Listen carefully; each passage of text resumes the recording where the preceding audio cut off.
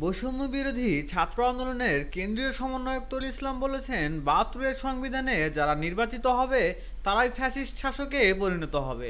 রাষ্ট্রপতি শাহাবুদ্দিন চুপ্পুকে আমরা সরাতে চেয়েছিলাম, কিন্তু বিভিন্ন রাজনৈতিক দলের অসহযোগিতার কারণে তা সম্ভব হয়নি। সোমবার রাতে কুমিল্লায় নবাব ফয়জুন্নেসা উচ্চ বিদ্যালয়ের জাতীয় নাগরিক কমিটির উদ্যোগে জুলাই গণঅভ্যুত্থানে আহতদের সহায়তা ও পরিচিতি সভা অনুষ্ঠানে প্রধান অতিথির বক্তব্যে তিনি এসব কথা বলেন।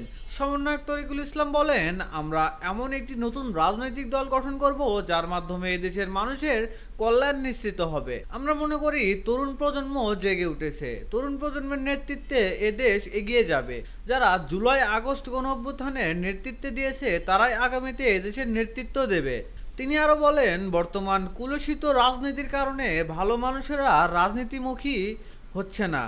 এ কাঠামো পরিবর্তন করতে হবে।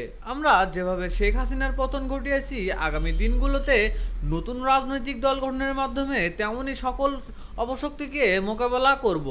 আমরা নতুন রাজনৈতিক দল গঠন করে দেশের মানুষের কাঙ্ক্ষিত স্বপ্ন বাস্তবায়ন করব। আমরা নতুন বাংলাদেশ বিনির্মাণের মাধ্যমে দেশ ও জাতিকে উন্নয়নের শিখরে নিয়ে যাব। তারেকুল ইসলাম বলেন, বিচারের আগে শেখ হাসিনা ও তার দোসরদের রাজনীতি করতে দেওয়া হবে না। জুলাই আগস্টের গণহত্যায় জড়িত প্রত্যেকের বিচার নিশ্চিত করতে হবে। আমরা উদ্বেগের সাথে লক্ষ্য করছি, খুনিরা এখনও অধরা। খুনিরা পতিত স্বৈরাচার হাসিনার নির্দেশে দেশবিরোধী ষড়যন্ত্র করে যাচ্ছে। নতুন বাংলাদেশে পতিত খুনি শেখ হাসিনার রাজনীতি করতে দেওয়া হবে না। তাকে সহ তার সকল দোসরদের বিচারের আওতায় আনতে হবে।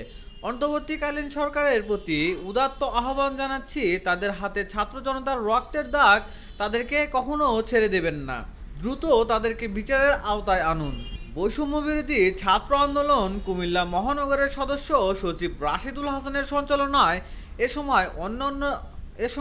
অন্যান্যের মধ্যে বক্তব্য রাখেন বৈষম্য বিরোধী ছাত্র আন্দোলনের কেন্দ্রীয় কমিটির স্বাস্থ্য বিষয়ক উপকমিটির সদস্য ইফফাত জাহানারা, কেন্দ্রীয় সমন্বয়ক রাসেল মাহমুদুল হাসান, কুমিল্লা মহানগরের আহ্বায়ক আবু রায়হান, আদর্শ সদর উপজেলার সমন্বয়ক হাফসা আক্তার প্রমুখ।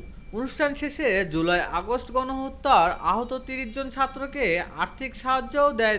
প্রতিজনকে নগদ এককালীন ৫,০০০ টাকা এবং পরবর্তীতে চিকিৎসার আশ্বাস দেওয়া হয়।